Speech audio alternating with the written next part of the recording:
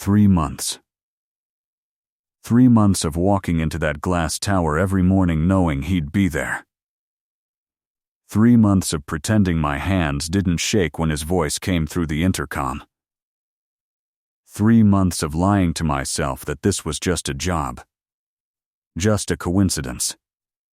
Just fate playing a cruel joke. But when Ethan Marshall called me into his office at 11:47 p.m. on a Friday night, when everyone else had gone home, when the city lights below us blurred into stars, I knew the truth. This wasn't about work anymore.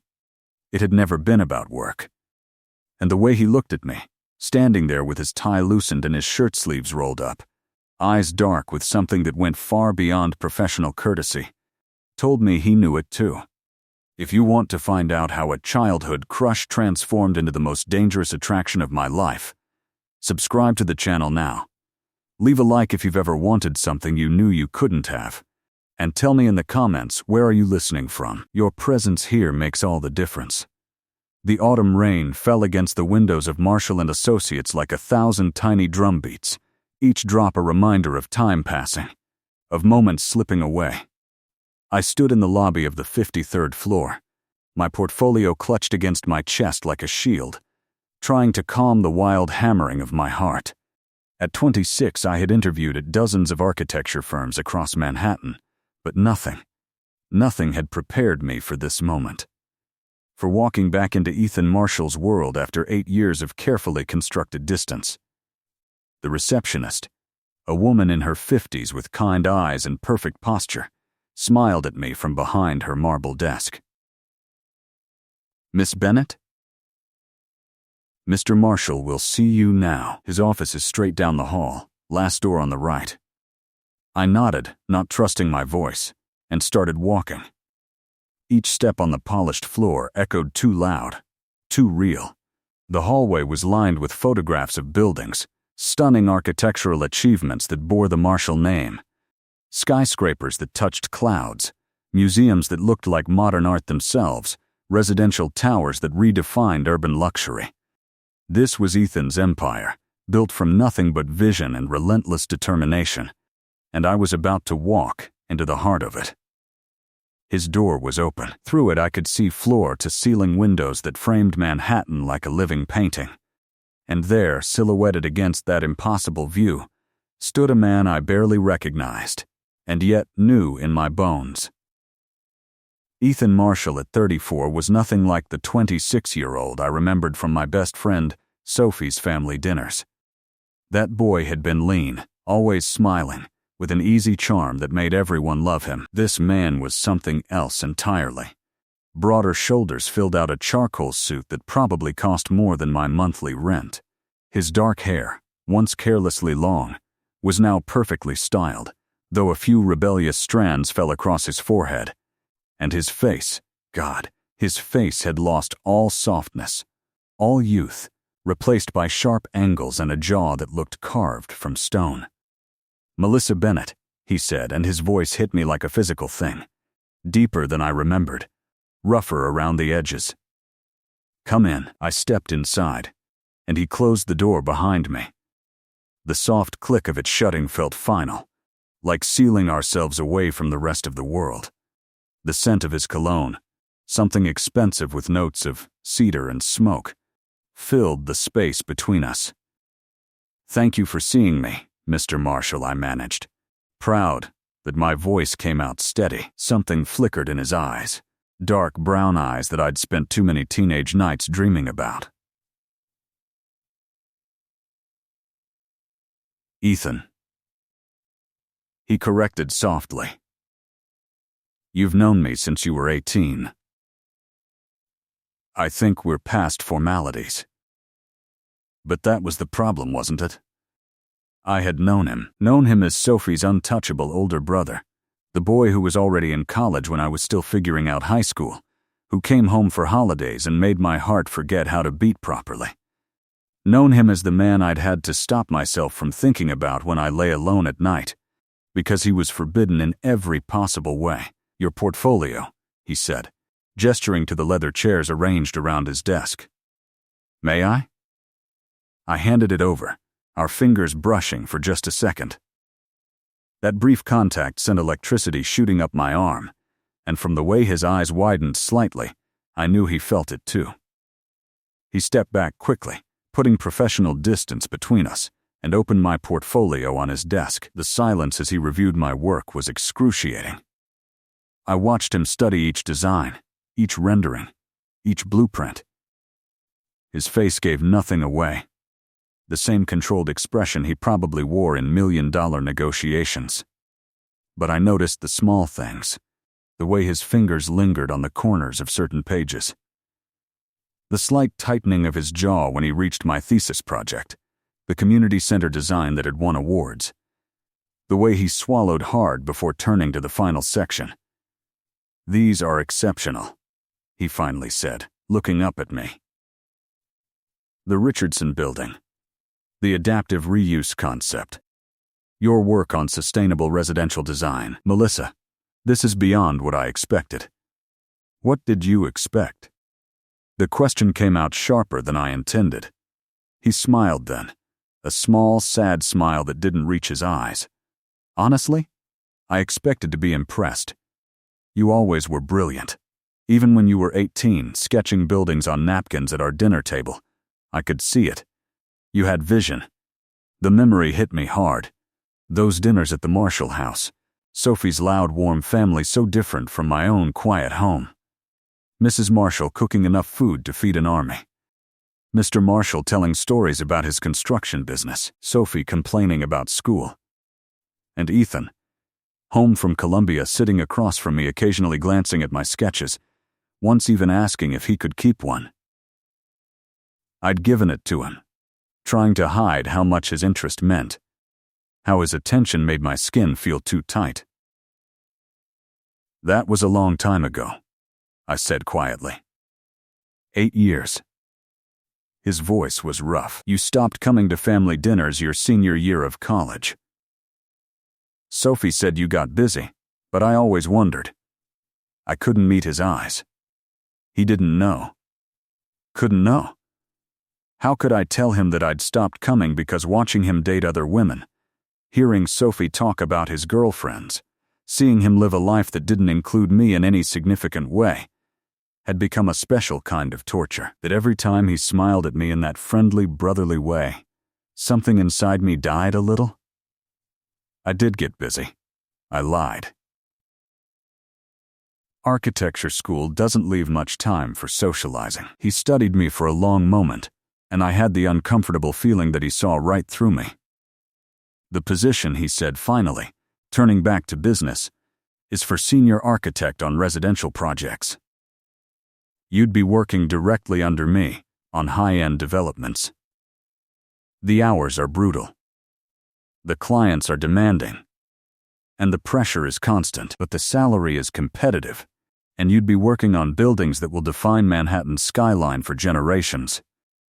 I want it, I said immediately. The position. I want it. Even knowing you'd be working with me? There was something in the way he asked it, a weight beneath the words. Especially knowing that. The truth escaped before I could stop it, and I watched something shift in his expression. His eyes darkened, his jaw tightened, and for just a second I saw the mask slip. Saw something raw and hungry and utterly unprofessional in the way he looked at me. Then he blinked, and it was gone, replaced by cool professionalism. I'll need to interview other candidates. It's company policy. But Melissa, between us, the job is yours if you want it. I'll have HR send over the offer letter by Monday. I should have been thrilled. This was the opportunity of a lifetime, the kind of position that could make my career. But all I could think about was what it would mean. Seeing him every day. Working beside him, pretending that my entire body didn't catch fire every time he said my name. Thank you, I whispered. He walked me to the door, maintaining that careful distance, but when his hand reached past me to open it, his body was close enough that I could feel the heat radiating from him. Close enough that when I breathed in, all I smelled was cedar and smoke and something uniquely Ethan. Melissa, he said, his voice dropping lower, quieter, meant only for me. This is going to be complicated. I turned to look up at him, and the expression on his face stole my breath. This wasn't the professional mask. This was the real Ethan. The one I'd glimpsed in unguarded moments 8 years ago. The one who looked at me now like I was something precious and dangerous and impossible all at once. I know, I said. Sophie's my sister. You're her best friend. I know. I'm your boss now. I know. My voice was barely a whisper. His hand came up, trembling slightly, and for one heart-stopping moment, I thought he was going to touch my face. But he stopped himself, closing his fingers into a fist and dropping his hand back to his side. See you Monday, Miss Bennett, he said, stepping back. The use of my last name felt like a door slamming shut. I walked out of that building into the rain and didn't stop until I was 3 blocks away, standing under a coffee shop awning, trying to remember how to breathe. My phone buzzed in my pocket. Sophie. Of course it was Sophie. Tell me everything, she demanded the second I answered. Did you get it? Did my stupid brother actually interview you fairly? Or did he give you some corporate nonsense about considering other candidates? I closed my eyes, guilt washing over me in waves. Soph, I got it. He's sending the offer letter Monday. Her squeal was so loud I had to hold the phone away from my ear.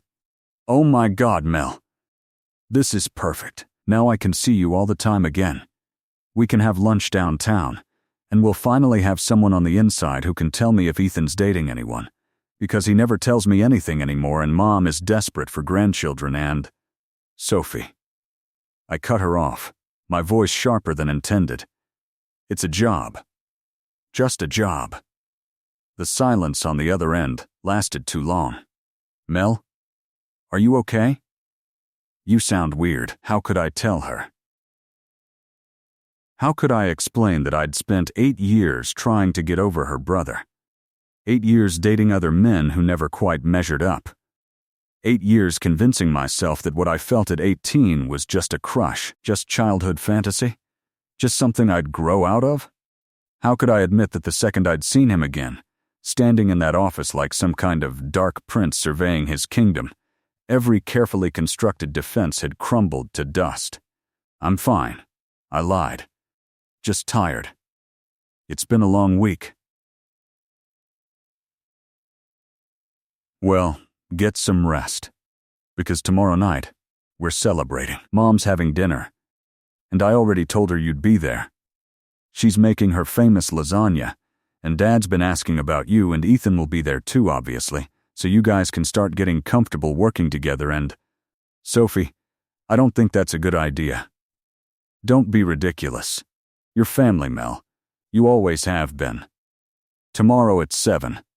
Don't make me come drag you there. She hung up before I could protest further, leaving me standing in the rain, wondering how my life had become so thoroughly complicated in the space of one afternoon. The Marshall house in Brooklyn hadn't changed. Same red brick facade. Same oak tree in the front yard that Sophie and I had climbed as teenagers. Same porch light that cast a warm glow over the front steps. But as I stood at the door with a bottle of wine in my trembling hands, everything felt different. I felt different. Like I was walking into enemy territory disguised as home. Sophie opened the door, her face lighting up with that megawatt smile that had charmed everyone since kindergarten. There she is. Come here, stranger. She pulled me into a hug that smelled like vanilla and memories, and for a moment everything was simple again. We were just 2 best friends who'd somehow let life pull them apart for a while. Mom, Mel's here. Sophie yelled back into the house, dragging me inside. The house smelled like garlic and tomatoes and warmth. Mrs. Marshall appeared from the kitchen, wiping her hands on her apron, her face breaking into the kind of smile that mothers save for children they've claimed as their own. Melissa, sweetheart.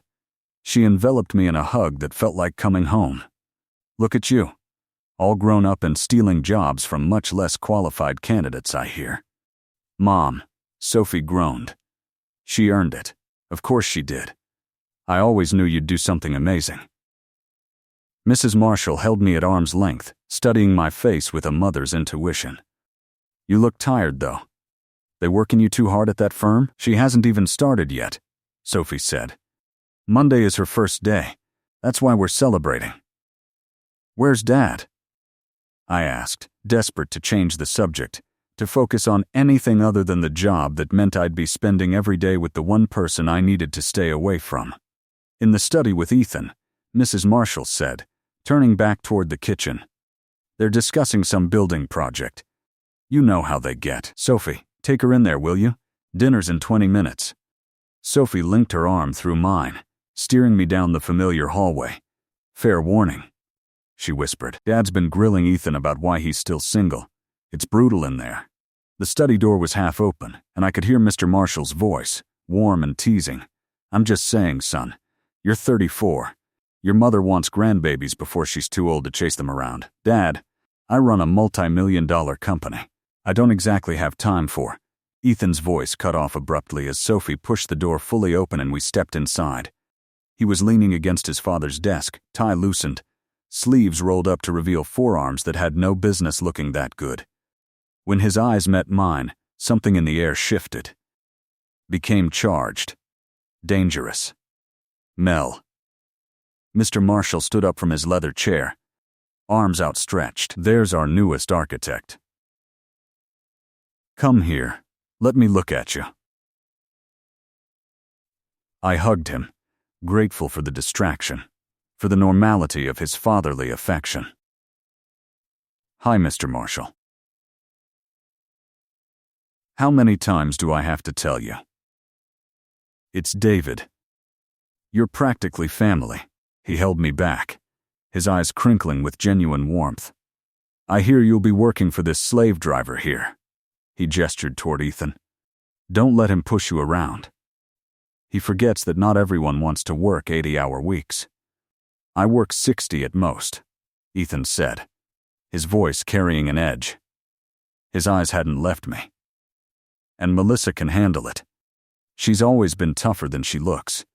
There was something in the way he said it, a familiarity that made Sophie glance between us with sudden interest. Wait, when did you two become so chummy? Last I checked, Ethan barely remembered Mel existed. The silence that followed was suffocating. Ethan's jaw tightened, his knuckles going white where he gripped the edge of the desk. That's not true, he said quietly. I've always known exactly who Melissa is. The weight of those words settled over me like a physical thing. Sophie laughed, oblivious to the sudden tension. But Mr. Marshall's eyes narrowed slightly, his gaze moving between his son and me with the slow calculation of someone who'd just figured out a puzzle. Dinner's ready. Mrs. Marshall's voice called from the kitchen, saving us all from whatever was about to happen. The dinner table was set like it always had been, with too much food and too much love, and the kind of chaotic warmth that came from a family who genuinely liked each other. I was placed across from Ethan, a seating arrangement that felt less like coincidence and more like cosmic torture. Every time I looked up from my plate, his eyes were there, watching me with an intensity that made my skin feel too tight. Sophie dominated the conversation as always, telling elaborate stories about her work in marketing, about her latest dating disasters, about everything and nothing. Mrs. Marshall asked me about my parents, about school, about my plans now that I'd landed such an incredible position. Mr. Marshall offered advice about navigating corporate politics, and Ethan stayed quiet, pushing food around his plate, occasionally offering a word or two but mostly just watching me with those impossibly dark eyes. So, Mel, Sophie said, refilling her wine glass, now that you'll be working with Ethan, maybe you can finally tell me what's going on with his love life. He's so secretive. Sophie, Ethan warned, his voice low. What? It's a valid question. You never tell us anything. For all we know, you could be secretly married. I'm not secretly married. Dating anyone seriously? No. Casually? Sophie. This time his tone carried real steel. Drop it. But Sophie was like a dog with a bone when she sensed a story. Come on, there has to be someone. You're successful, you're not hideous when you try, you have all your teeth. What's the problem? Maybe, Ethan said slowly, deliberately, his eyes locking onto mine. I've been waiting for the right person. The air left my lungs. Sophie didn't notice, already moving on to some other topic, but Mrs. Marshall did. I saw her eyes widen slightly, saw the quick glance she exchanged with her husband. They knew. Maybe they'd always known. After dinner, Sophie dragged me upstairs to her childhood room, which had been converted into a guest room but still held traces of our teenage years. Photographs pinned to a corkboard, ticket stubs from concerts, a stuffed bear I'd won for her at Coney Island. I missed this, Sophie said, flopping onto the bed. I missed us. Why did we let so much time pass, Mel? I sat beside her, guilt churning in my stomach. Life got busy. Different paths. Bullshit. She propped herself up on her elbows, studying me with an expression that was far too knowing. You avoided us. Specifically, you avoided family dinner, and I always wondered why. But I was too scared to ask. Too scared you'd tell me the truth and it would be something I couldn't fix. My heart was pounding too hard. Soph, it's him, isn't it? Her voice was quiet. It's always been him. I couldn't breathe, couldn't speak, couldn't do anything but stare at my best friend while my entire world crumbled. I'm not blind, Mel. I saw how you looked at him when we were 18. And I saw how he looked at you tonight. Like you were the only person in the room, like he'd been waiting his whole life for you to walk through that door. Tears burned my eyes. Sophie, I never meant, stop. She sat up, taking my hands in hers. Just stop. You think I'm mad? Mel, I've watched my brother date woman after woman, and none of them were right.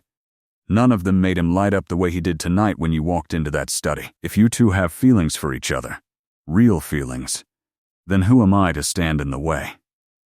You're my best friend, I whispered. Exactly. Which is why I want you to be happy. Both of you. She squeezed my hands. But Mel, be careful. Ethan's my brother, and I love him. But he's also a workaholic who has intimacy issues, thanks to Dad's whole emotions are weaknesses philosophy. And you have a habit of running when things get too real.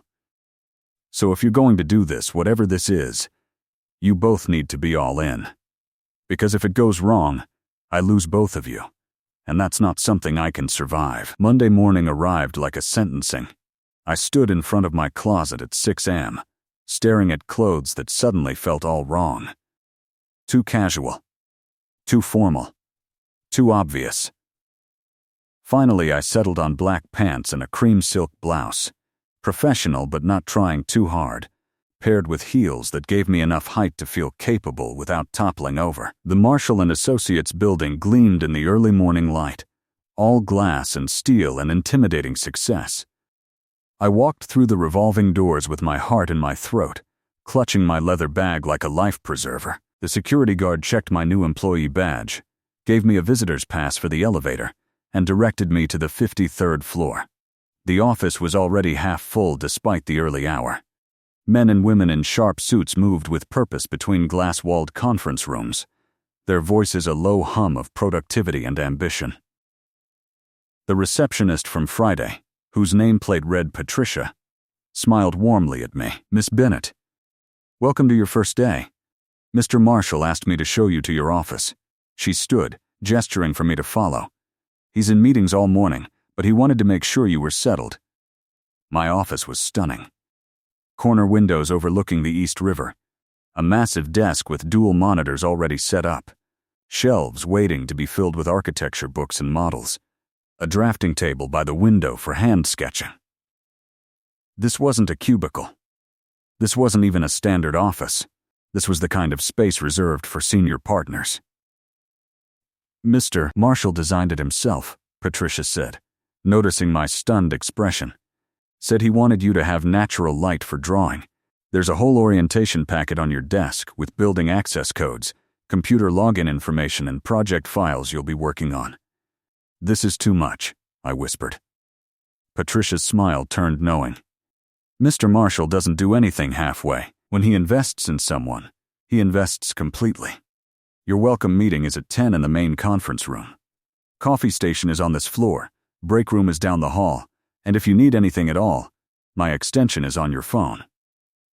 She left me alone in this beautiful space, and I sank into the leather chair behind my desk, overwhelmed. The view stretched out before me.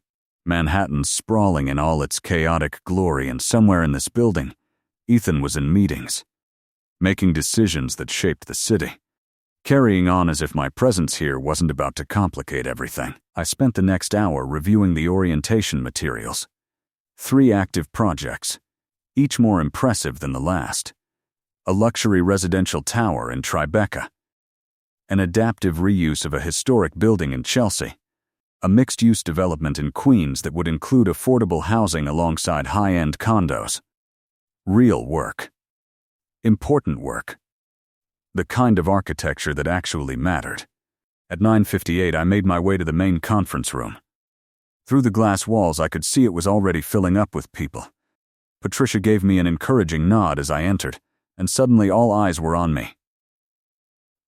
12 people, all older than me, all sizing up the new senior architect with undisguised interest. Everyone. This is Melissa Bennett, Patricia announced. Melissa graduated top of her class from Columbia's architecture program, has won several national design awards, and will be joining us as senior architect on residential projects. Melissa, I'll let Mr. Marshall handle formal introductions when he arrives. I took a seat at the long table, hyper-aware of the scrutiny. A woman in her 40s with sharp eyes and perfectly styled silver hair leaned forward. Columbia. Impressive. I'm Diana Chen, lead architect on commercial projects. Heard you did that sustainable residential design that won the AIA award. Yes, that was my thesis project. Bold choice, focusing on affordability and sustainability over luxury. Not what most Marshall clients want, but I respect it. There was something calculating in her expression. Working under Ethan directly, I hear. That's quite the opportunity for someone so junior. The implication was clear. I opened my mouth to respond, but the door opened, and Ethan walked in, and every thought in my head evaporated. He looked impossibly good in a navy suit, his hair slightly mussed as if he'd been running his hands through it. His eyes found mine immediately, held for a fraction too long, then swept over the room with practiced control. Morning, everyone. Sorry for running late. Let's make this quick since I know you all have actual work to do. He moved to the head of the table, commanding the room effortlessly. Most of you have already introduced yourselves to Melissa, but for those who haven't, she's joining us from a boutique firm downtown. Her portfolio speaks for itself, and I expect you to give her the same respect you'd give any senior architect on this team. Diana, she'll be working with you on the Tribeca Tower. James, I want her consulting on the Queens mixed-use project. And Rachel, she's all yours for the Chelsea renovation since you specifically requested someone with adaptive reuse experience. His tone was all business, completely professional, but I noticed the small things. The way his fingers drummed once on the table when Diana looked at me skeptically. The tightening of his jaw when a younger male architect, someone with artfully disheveled hair and expensive watch, smiled at me a little too warmly. The protective edge in his voice when he said my name. Any questions? Ethan asked, scanning the room. Diana raised her hand slightly.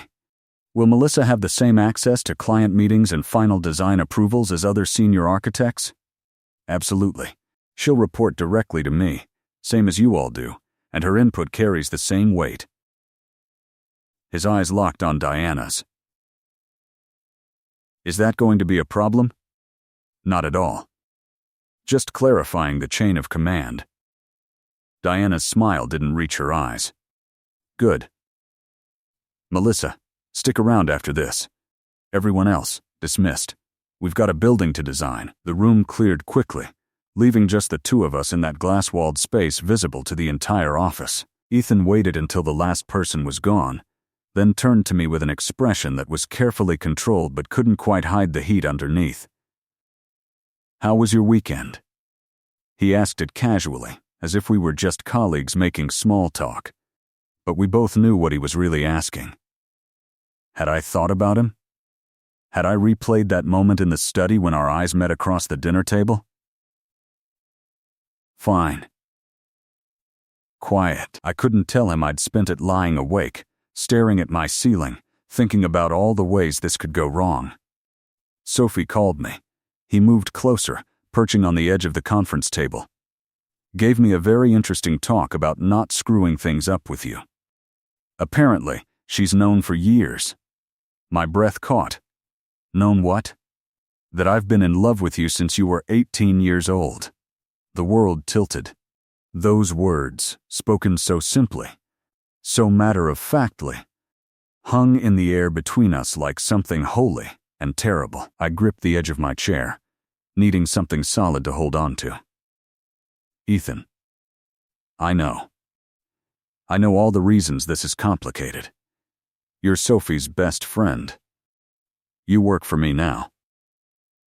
The optics are terrible. But Melissa, I have spent 8 years trying to get over you. And it hasn't worked. I've dated other women, thrown myself into work, traveled, done everything I could think of to stop thinking about you every night before I fall asleep. Nothing works. And then you walked into my office Friday, and it was like every defense I'd built just collapsed.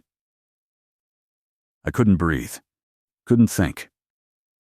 Why didn't you ever say anything? Before, when I was at your family dinners when I was. You were 18, I was 26.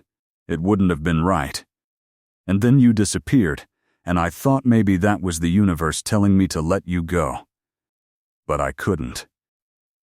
God, Melissa, I've followed your career, kept track of every award you've won, every project you've completed. When your name came across my desk in a stack of applications, I almost didn't believe it. Thought maybe I'd finally lost my mind, started hallucinating your name everywhere. You hired me because I hired you because you're brilliant, because your work is exceptional, because you deserved this opportunity on merit alone. He stood up, moving closer, and I could smell that cedar and smoke cologne that had haunted my dreams. But I won't pretend I didn't want you here. Won't pretend seeing you every day isn't both a gift and a torture. This can't happen, I whispered, even as every cell in my body screamed at me to close the distance between us. You're my boss. There are rules about this. Policies.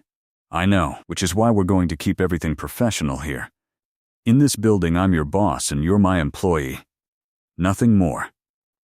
His hand came up, hovering near my face but not quite touching. But outside these walls, Melissa, I need you to tell me if I have any chance at all, because if I don't, I need to start building my defenses back up right now.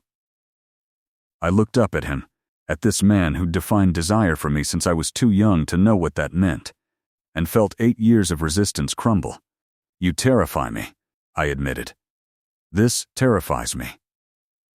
What if it doesn't work? What if we ruin everything? Sophie, your family, my career. Then we'll deal with it together. His voice was rough with emotion. But Melissa, what if it does work?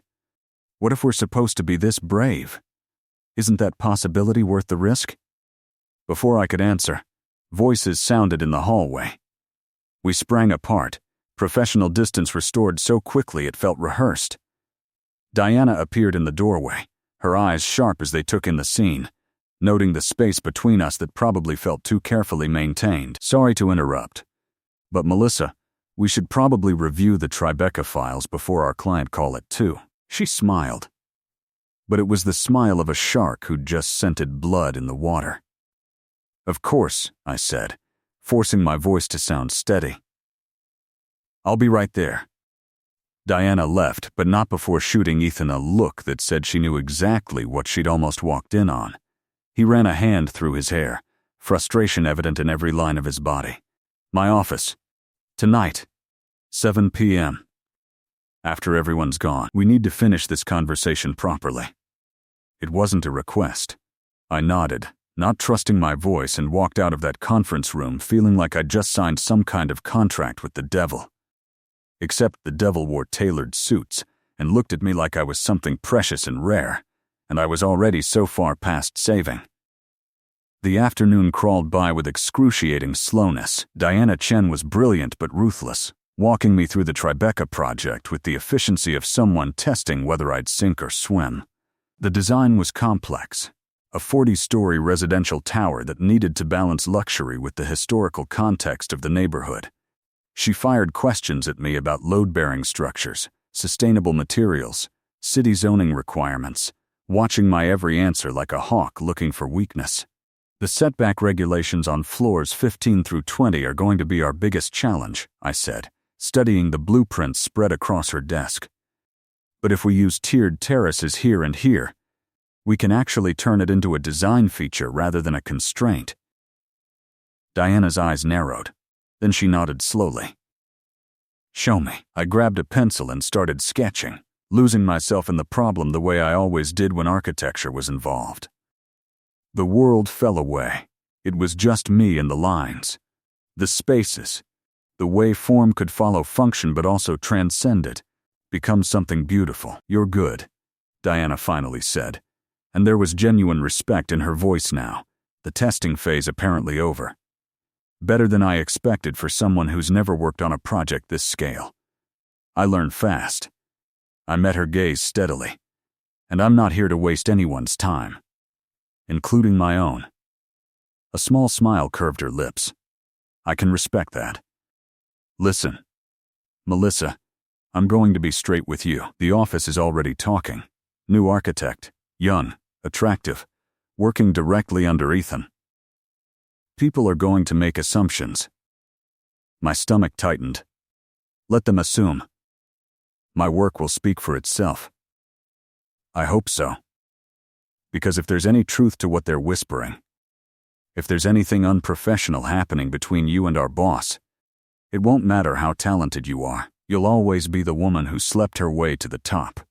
She wasn't being cruel, just honest, and somehow that made it worse. So be smart, Melissa. Be very smart.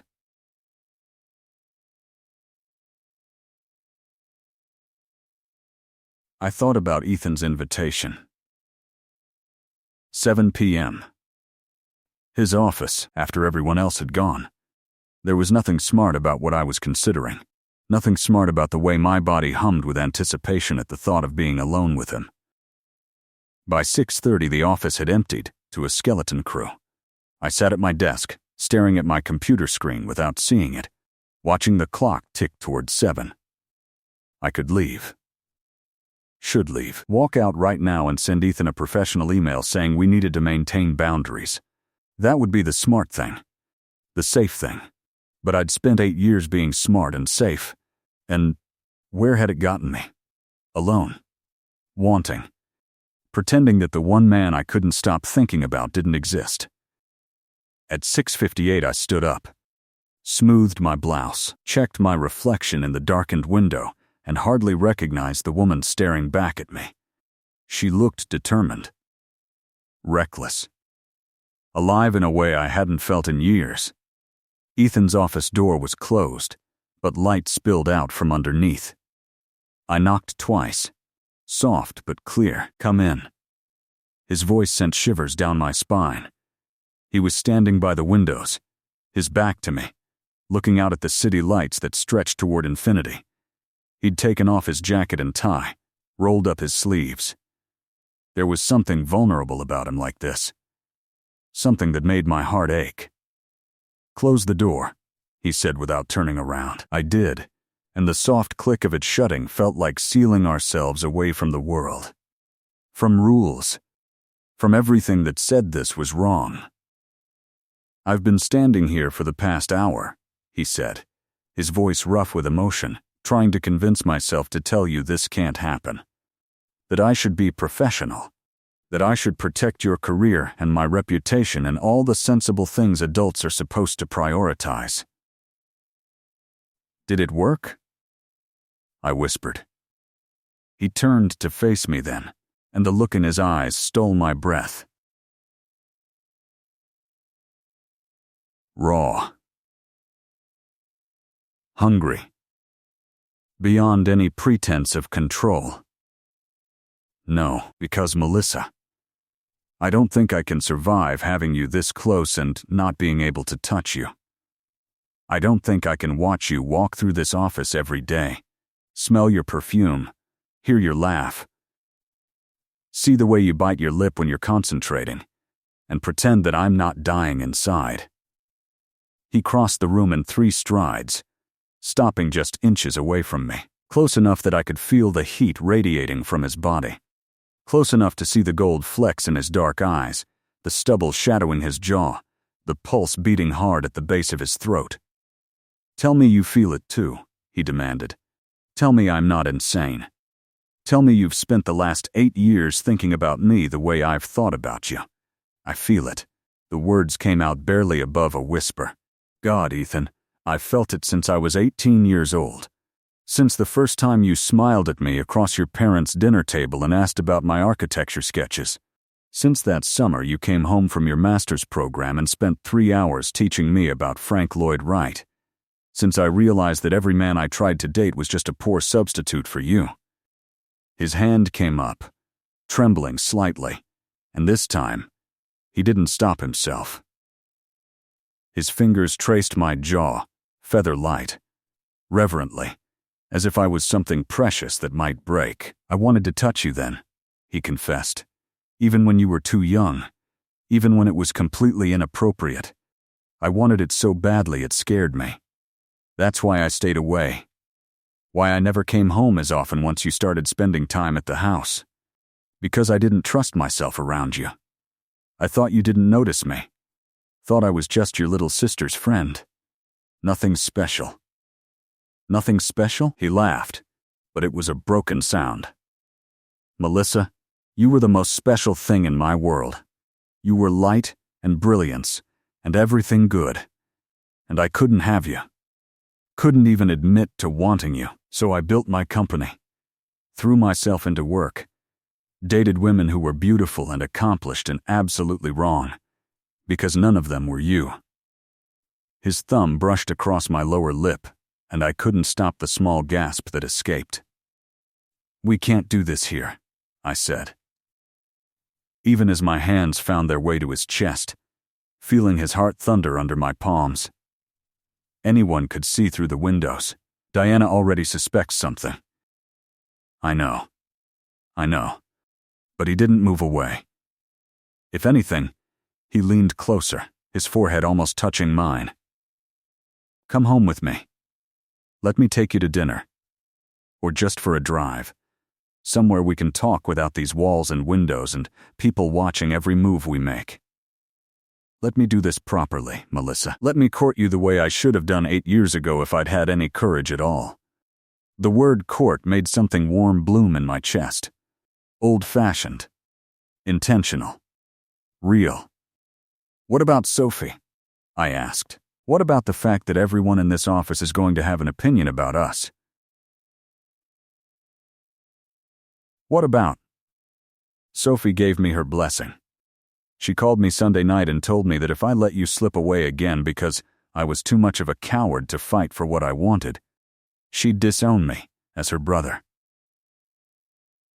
He smiled, and it transformed his whole face, made him look young and hopeful. As for everyone else, I don't care. We'll be professional here. We'll maintain appropriate boundaries at work. But outside this building, Melissa, I want to be with you. Want everyone to know you're mine.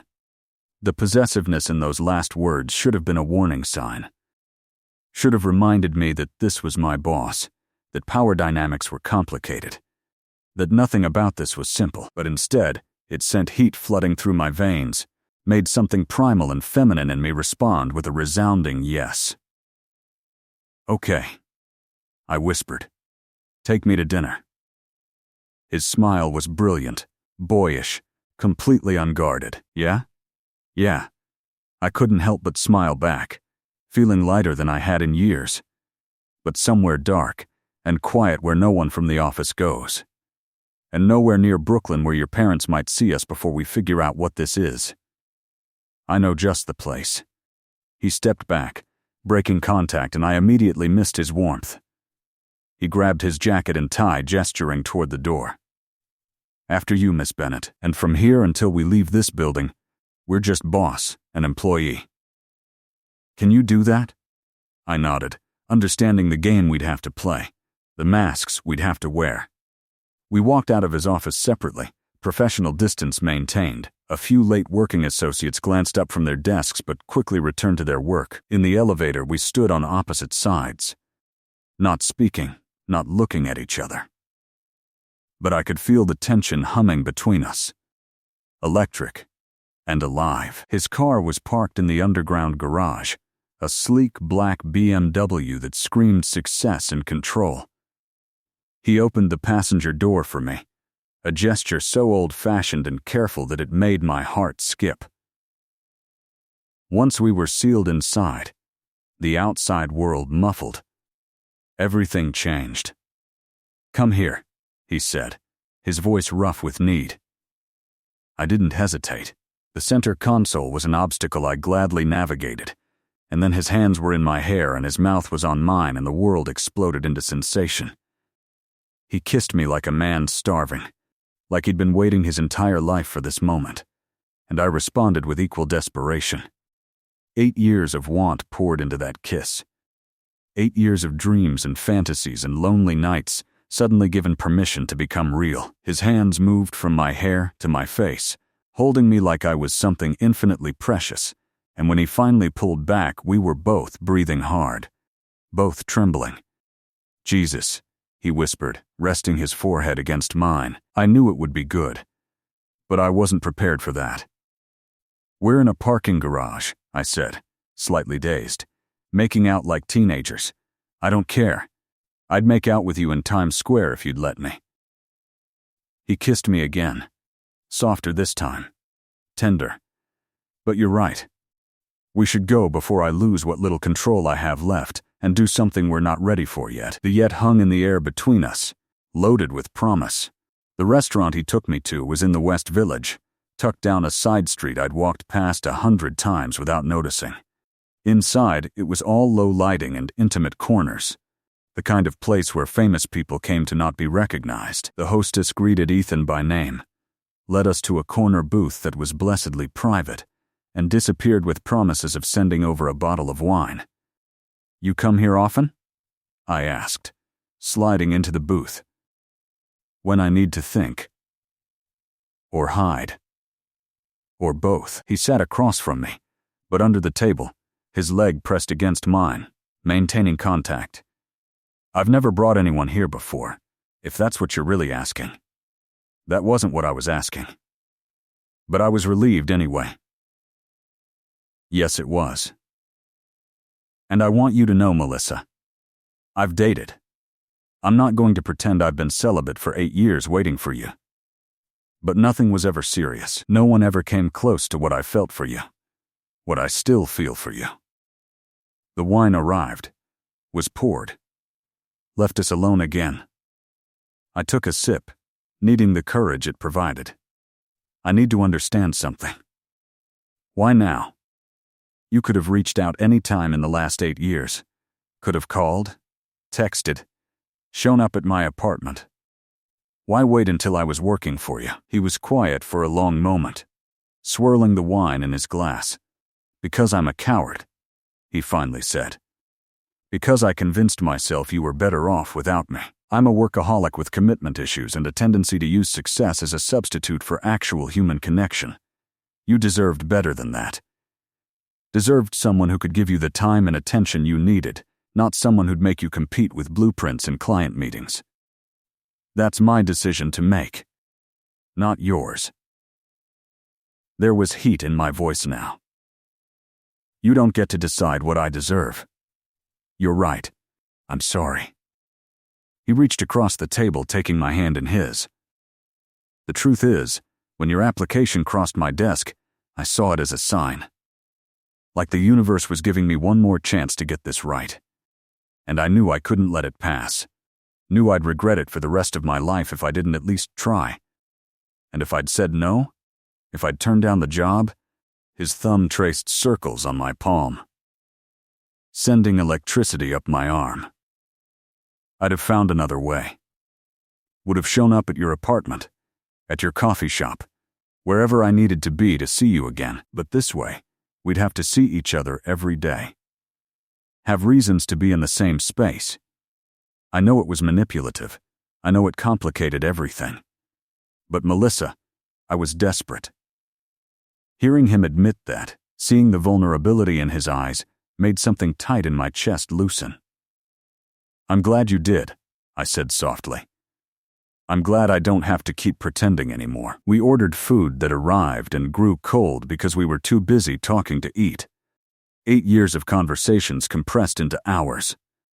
He told me about building the company, about the loneliness of success, about nights staring at his phone wanting to call me but never having the courage.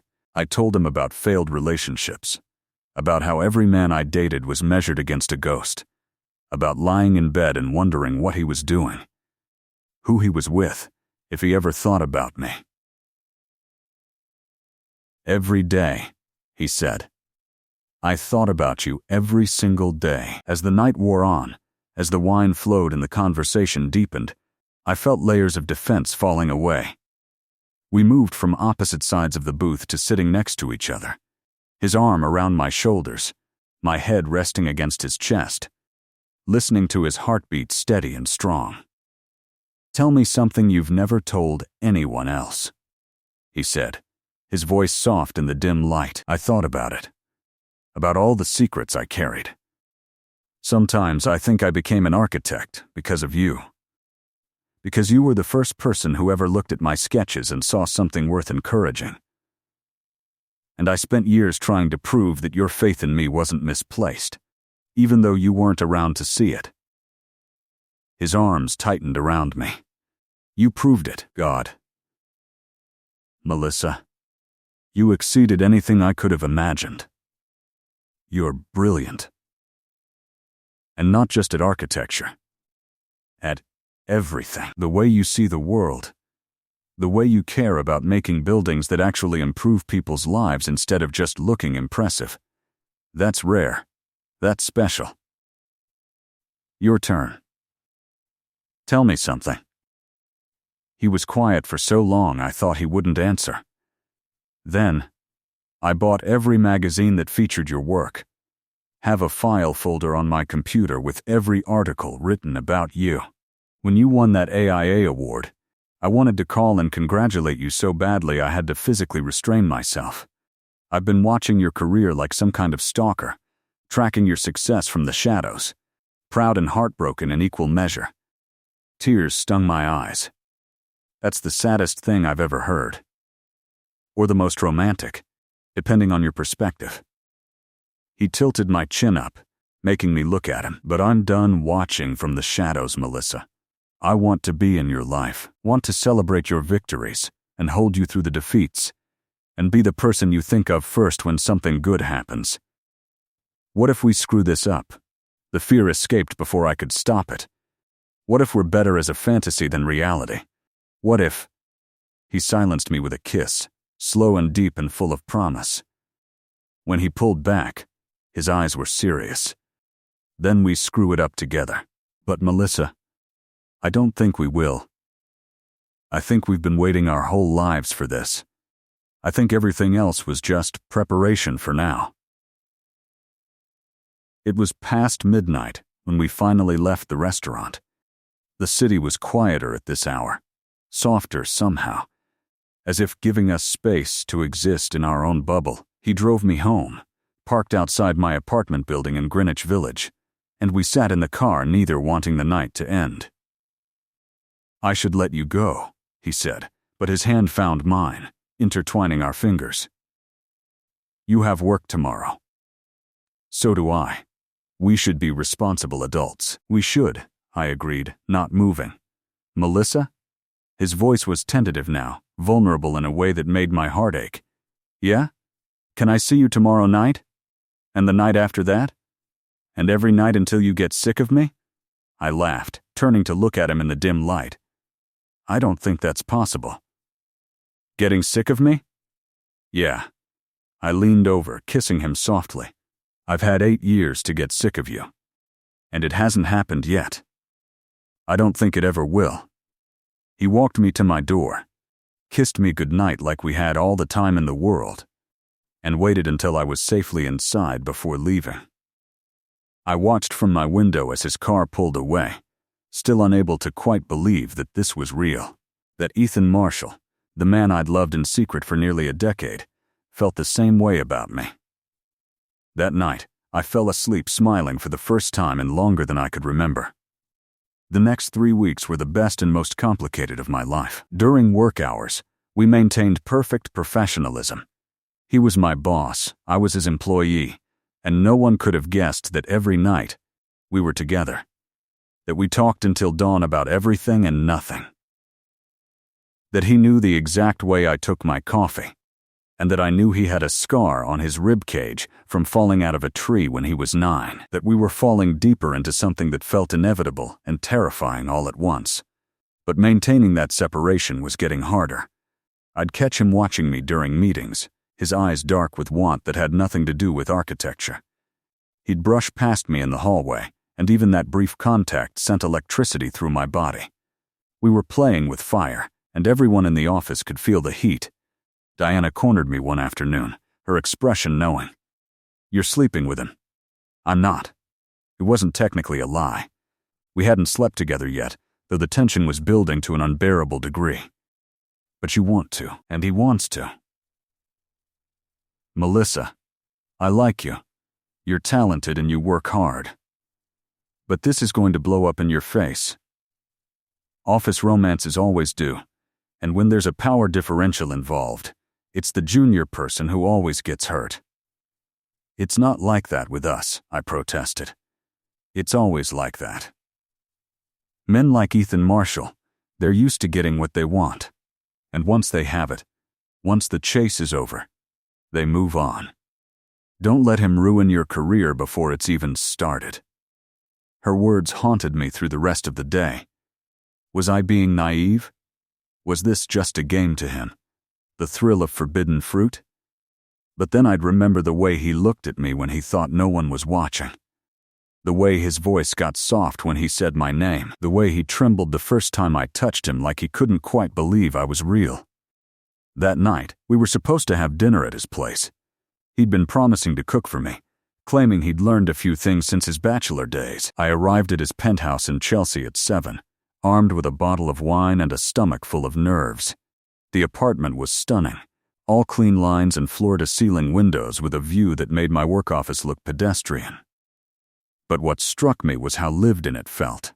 Books everywhere, plants that were clearly well-tended, artwork that was eclectic and personal rather than just expensive. This was a home, not just a showcase. You made it, he said, taking the wine and leaning in to kiss me hello. It was supposed to be brief, but his hand came up to cup my face, and the kiss deepened, became something hungry and desperate. We should eat, I said when we finally broke apart, both breathing hard. We should, he agreed, but his eyes said he had no intention of stopping. Dinner was simple pasta with homemade sauce, salad, bread that was still warm from the oven. We ate at his kitchen island, sitting on bar stools with our knees touching, unable to maintain even that small distance. The conversation flowed easily, moving from work to family to dreams for the future. Sophie's been asking questions, I said, twirling pasta around my fork. She knows something's going on, even though we haven't told her anything officially. Let her ask. I'm not hiding you. His hand found mine on the counter. Actually, I was thinking we should have dinner with my parents this weekend. Make this official. My stomach dropped. Ethan, that's moving fast. Is it? We've known each other for 8 years. We've been dating for 3 weeks. At what point does it become okay to tell the people we love that we're together?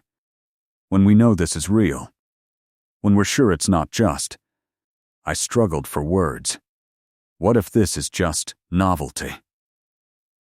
Finally getting what we couldn't have before, he set down his fork, turning to face me fully. Is that what you think this is? Novelty? I don't know what to think, Diana said. Diana doesn't know anything about us. His voice was sharp.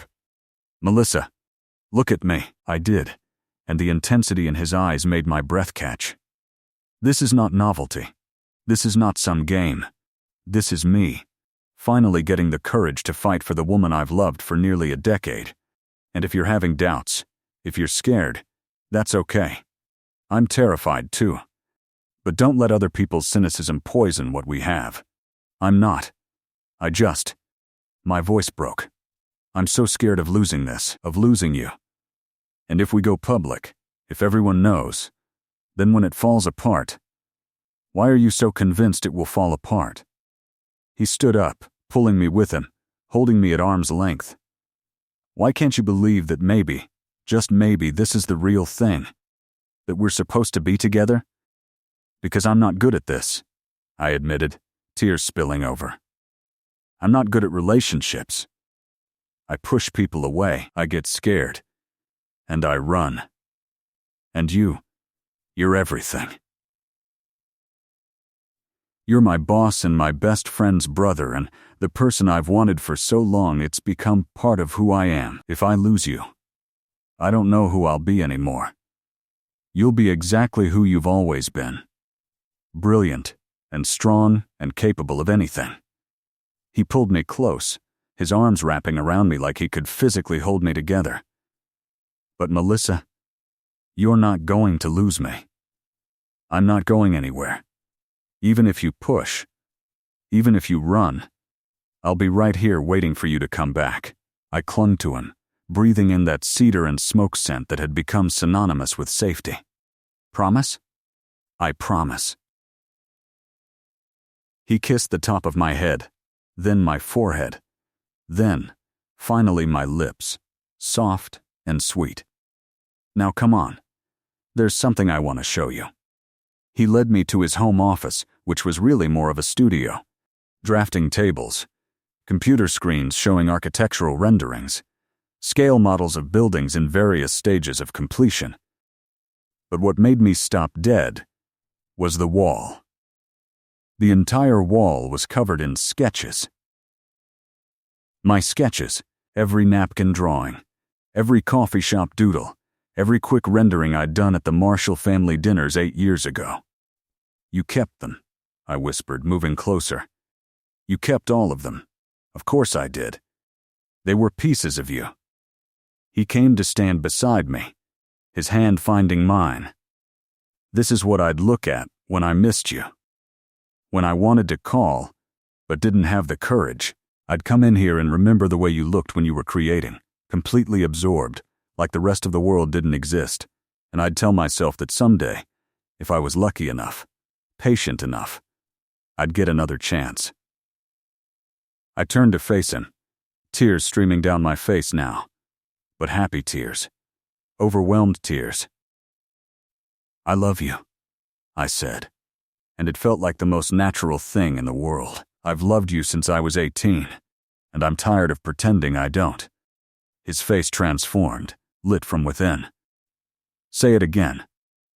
I love you, Ethan Marshall. I love your terrible work hours, and your obsession with symmetry, and the way you care so much about sustainable design that you'll argue with clients about solar panels.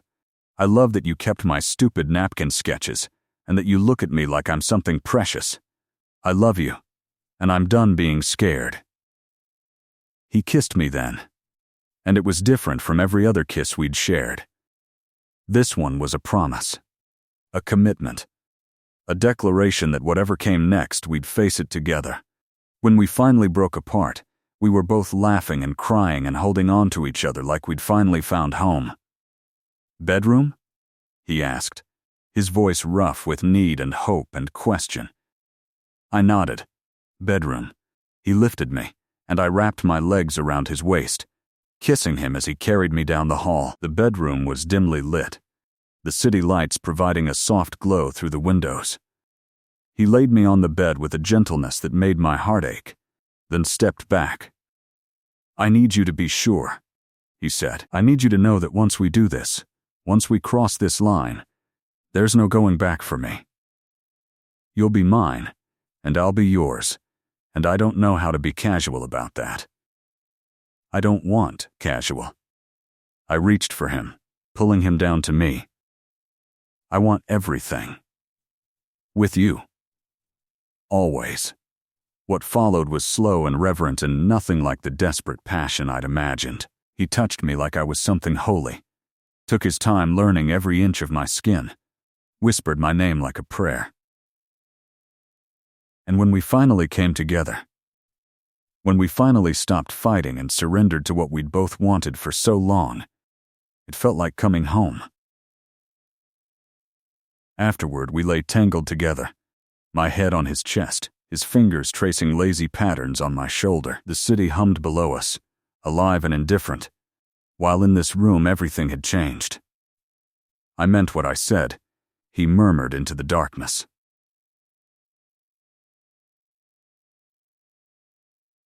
About my parents. About making this official. "I want everyone to know. You're mine." "Yours," I repeated, the word tasting like promise on my tongue. "I like the sound of that." "Good. Because I have a confession to make." He shifted so he could look at me, his expression serious. "I bought a ring 3 days after our first dinner.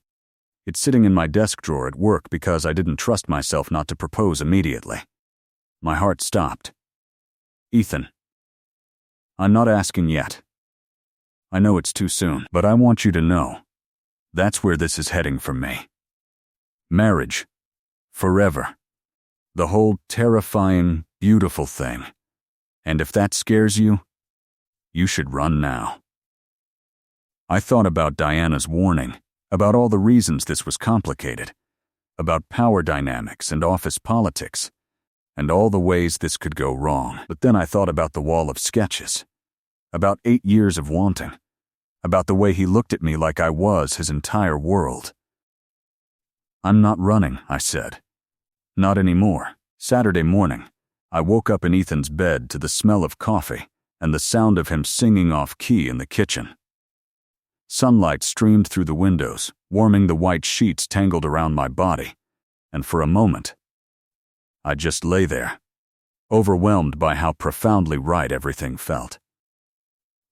This was what I'd been missing my whole life, not just the physical intimacy, though that had been everything I'd dreamed and more, but this. The casual domesticity, the comfort of knowing exactly where I belonged. I pulled on one of his shirts, which hit mid-thigh on me, and padded out to the kitchen. He was standing at the stove wearing only pajama pants, his back muscles shifting as he worked. The sight made me stop in the doorway, just watching him, marveling that this man was mine. "Are you going to keep staring? Or are you going to come kiss me good morning?" he asked without turning around, and I could hear the smile in his voice. "How did you know I was there? I always know when you're near. Can feel it." He turned, and the look on his face when he saw me in his shirt was worth everything. "Jesus, Melissa. You're trying to kill me." I crossed to him, sliding my arms around his waist. "Good morning." He kissed me thoroughly, tasting like coffee and possibility. "Good morning. Hungry?" "I made breakfast, and before you ask, yes, I can actually cook." My mother insisted all her children be self-sufficient. The mention of his mother reminded me of the impending dinner, and some of my contentment faded. "About tonight. We don't have to tell them yet if you're not ready," he said, reading my hesitation. "We can just have dinner, keep things casual." "No, you're right. It's time." I took a deep breath, but Sophie's going to have a field day with this. Sophie's been waiting for this since we were kids. She told me once that she always knew we'd end up together. Said it was obvious to everyone except us. We spent the morning in comfortable domesticity. He worked on designs at his drafting table while I sketched in a corner of his couch, both of us in our own worlds but aware of each other's presence. Occasionally, he'd come over to show me something, or I'd drift to his side to look at his work, and those moments would turn into kisses that lasted longer than intended. "We should get ready," he finally said around 4. "My mother expects us at 6, and she gets anxious when people are late. I need to go home and change. I can't wear last night's clothes." His eyes darkened. "You could just wear that shirt." "I'd be perfectly happy with that option," I laughed, swatting his arm. "Your mother would have questions." "Fair point." He pulled me close, kissing my forehead. "Go, but text me when you get home, so I know you're safe." "And Melissa, wear that blue dress. The one you wore to the company cocktail party. I've been fantasizing about taking it off you since then." The Marshall house was exactly as I remembered it, warm and welcoming and smelling like Mrs. Marshall's famous lasagna. But walking up to the door with Ethan's hand firmly clasped in mine felt completely different. We weren't hiding anymore, weren't pretending this was casual or simple or anything other than what it was. Deeply serious. Completely real. "Ready?" Ethan asked, squeezing my hand. "No, but let's do it anyway." Sophie opened the door before we could knock, took one look at our joined hands, and literally screamed. "I knew it, I knew it. Mom, Dad, they're together. Finally." Mrs. Marshall appeared from the kitchen, took in the sight of us standing on her doorstep holding hands, and burst into tears. "Oh, thank God. I've been praying for this for years." "Mom," Ethan said, laughing, "can we at least come inside before the entire neighborhood knows?" Mr. Marshall was more restrained, but his eyes were warm as he pulled me into a hug. "Welcome to the family, Melissa." Officially this time. Dinner was chaotic and wonderful. Sophie demanded to know every detail of how we got together. Mrs. Marshall kept looking between us with tears in her eyes, and Mr. Marshall told embarrassing stories about both of us from when we were younger. It felt like coming home in a way I'd never experienced before, being welcomed not just as Sophie's friend, but as Ethan's partner, as part of the family in my own right. "I have to admit," Mr. Marshall said over dessert, "I was worried about you two working together. Office romances can be complicated." "We're handling it," Ethan said, his hand finding mine under the table. "Keeping things professional at work. But I won't hide her or pretend she's not the most important person in my life." "Good," Mrs. Marshall said firmly. "Because she deserves to be treated like she's important. She deserves everything, and if you forget that even for a second, your father and I didn't raise you right." After dinner, Sophie dragged me upstairs to her old room, closing the door behind us. "Okay, tell me everything. And I mean everything. When did it start? How did it start? Has the sex been amazing?" "Sophie, what? I'm your best friend. I'm entitled to details." She flopped on the bed, looking at me with genuine happiness. "But seriously, Mel, are you happy? Is he treating you right?" I sat beside her, unable to stop smiling. "He's perfect, Soph. I mean, not actually perfect because he works too much and he's stubborn about sustainable design to the point of annoying. But he's perfect for me. He sees me in a way no one else ever has. And he makes me feel like I'm enough exactly as I am. That's all I needed to hear." She hugged me tight. "You know I'll kill him if he hurts you, right? Brother or not." "I know, but I don't think he will. I think we're the real thing. You are." "I've always known you were." She pulled back, her expression serious now. "But Mel, be prepared for work to get weird. People are going to talk. They're going to make assumptions. And some of them aren't going to be kind. Diana already warned me. Diana Chen is smart, but she's also jaded. Not every office romance ends in disaster. Some of them end in happily ever after. Just, keep the making out to non-work hours." Monday came too quickly. Walking into the office knowing everyone would eventually find out felt different now. Ethan had insisted we tell HR immediately, document everything properly. ensure there were no questions about favoritism or impropriety. The HR director, a stern woman named Barbara, listened to our carefully rehearsed explanation with an expression that gave nothing away. "You understand that this complicates things," she finally said. "Mr. Marshall, as CEO, you have significant power over Miss Bennett's career trajectory. We'll need to implement additional oversight. Another senior partner will need to review all of Miss Bennett's performance evaluations and promotion decisions." "Whatever you need," Ethan said. "I want this done completely by the book." "I appreciate that." Barbara turned to me. "Miss Bennett, you understand that you're under no obligation to continue this relationship? That if at any point you feel pressured or uncomfortable, you can come to me or any member of the HR team?" "I understand, but I'm here because I want to be. With him and with this job. I'm not being coerced." She nodded slowly. "All right, I'll send over paperwork for both of you to sign. In the meantime, keep all interactions during work hours strictly professional. No public displays of affection in the office. No closed-door meetings without another person present unless absolutely necessary for business. And be aware that people will talk. How you handle that scrutiny will determine whether this relationship survives in this environment." The next few weeks were a test of everything. Diana was coldly professional, neither supportive nor hostile, just distant.